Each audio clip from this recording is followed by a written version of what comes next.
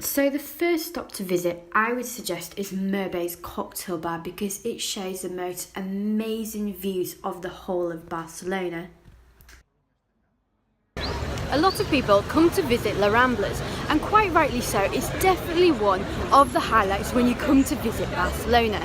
But you do of course have to be really careful down the street as it is known for people who target tourists, so just make sure that you put your phone and your valuables away from your pockets.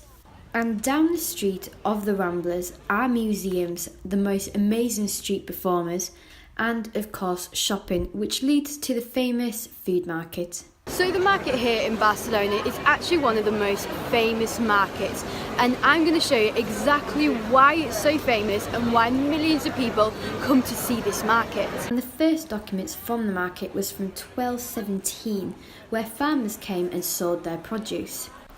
And now they have continued but expanded. So my next location of Barcelona is the Old Town, and this just behind me is the City Hall. And you can see it's got some pretty amazing sights in the Old Town as well. And it's said to be one of the most liveliest and varied districts in Barcelona, including the El Port Vell, which has been here for 4 centuries, and it's the oldest port in Barcelona.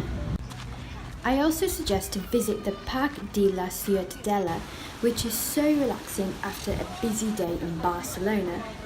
And there are many attractions here, including the zoo, the Catalan Parliament, and the museums as well. The buildings are from the 19th century, and you can also take a trip on the boats and row around the lake. And while you're walking around the park, you can see some amazing sculptures as well. And this is one of the beaches in Barcelona, and in the early 90s they actually transformed the beaches to look more attractive for tourists. And it's really easy to walk at every single beach here in Barcelona, as you can walk along the pier to each one. And this is why we come to Barcelona, for the shopping, for the culture, and of course for the beach.